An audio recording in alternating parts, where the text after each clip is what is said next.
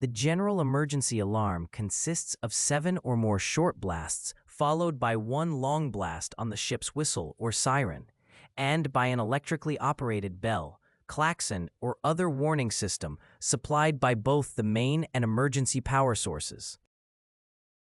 It must be operable from the bridge and, except for the whistle, from other strategic points. The alarm must continue until manually stopped or temporarily interrupted by a public address announcement.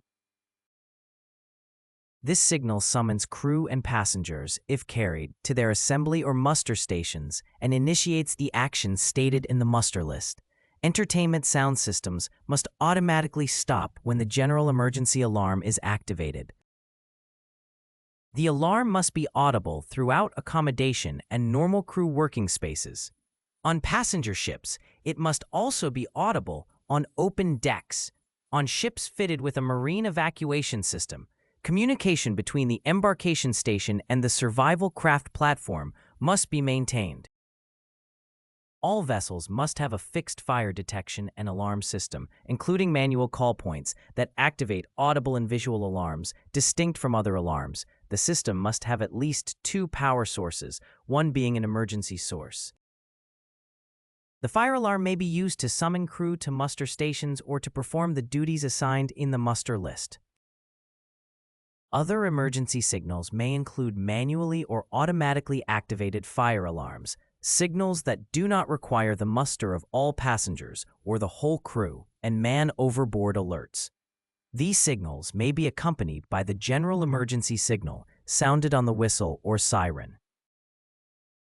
On passenger ships, coded signals may be used where action is required by the crew without causing unnecessary concern to passengers.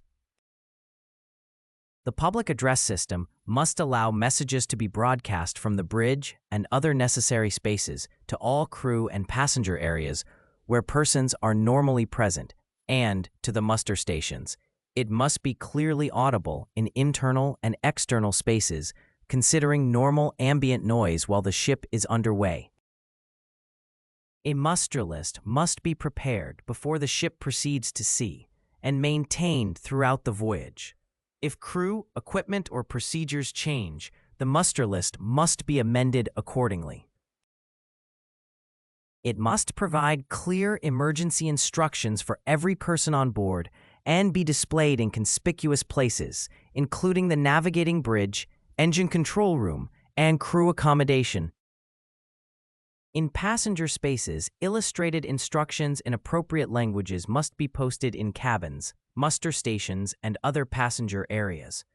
These instructions must inform passengers of their muster station, the essential actions to take in an emergency, and the correct method of donning life jackets.